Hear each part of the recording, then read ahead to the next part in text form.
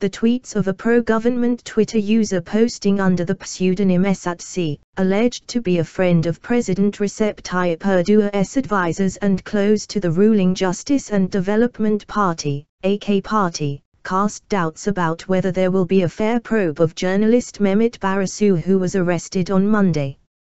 Esat Ç wrote in a tweet on last Sunday, "Say goodbye to Baransu, they won't release him this time," increasing concerns that Baransu's trial is a government-orchestrated operation that lacks legal grounds. Esat Ç's Twitter account, which is allegedly operated by 23-year-old EBU acting under instructions from the Justice and Development Party, AK Party, also tweeted, "Baransu is arrested.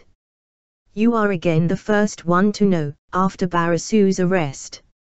In tweets that were posted when Baransu was detained in November 2014, Esat Ç wrote that they would detain and release him several times until he went mad. The pro-government troll also claimed in a tweet on November 22, 2014 that he was in an Istanbul courthouse attending Baransu's questioning.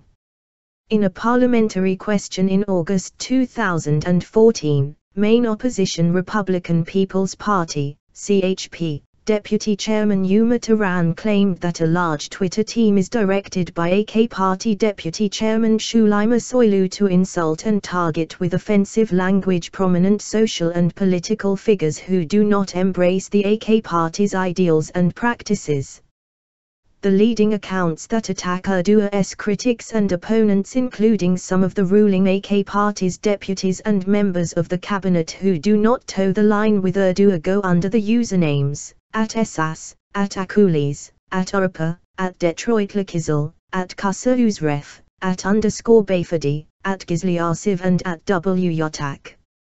Esat Ç accused former President Abdullah Gül of siding with the so-called parallel structure, a derogatory term that Erdoğan often invokes to refer to the faith-based Gül movement, when Gül invited Abdullah Bozkurt, the Ankara bureau chief of today's Zaman, and Abdullah Abdülkadiroğlu, the Istanbul bureau chief of Samanyolu TV, to a farewell reception in August 2014.